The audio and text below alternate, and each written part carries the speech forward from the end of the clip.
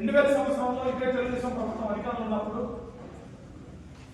మన పాడేరు నుంచి ఎన్నికైన మత్స్యరస మణికుమారి గారు గిరిజన మంత్రిగా ఉన్నప్పుడు 1/70 చట్టాన్ని సవరించండి భాషకు తీసుకోమని చెప్పి చంద్రబాబు చెప్తే గిరిజన సలహా మండలిలో తీర్మానం చేసిన విషయాన్ని అందరూ గుర్తుండలేదు కానీ మేమంతా ఉద్యమంలో ప్రత్యక్షంగా పాల్గొన్నాం.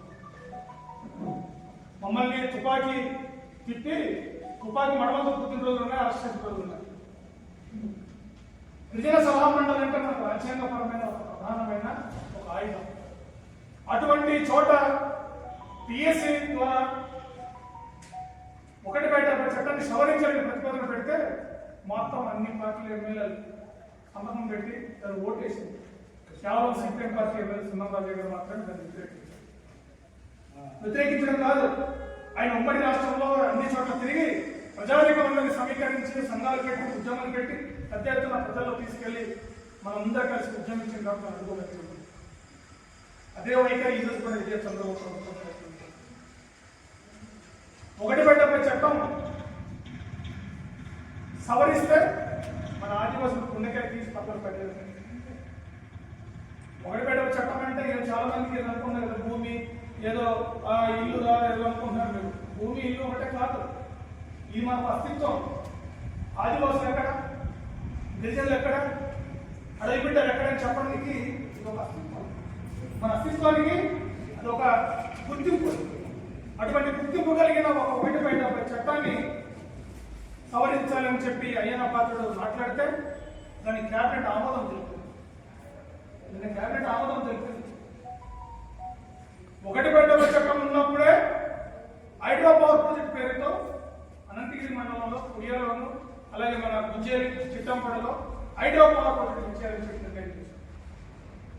1/70 చట్టం ఉన్నప్పుడే 1/70 చట్టాన్ని సవరించాలని చెప్పి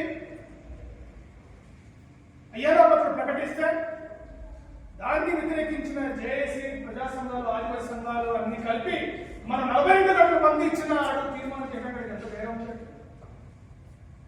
మీరేం చేస్తారు?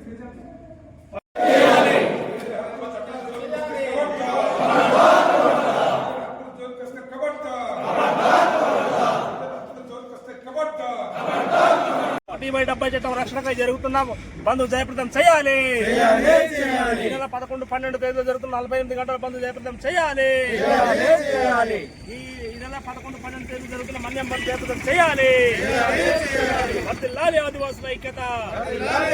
1/70 చట్టం జోలికి వస్తే ఖబర్దార్.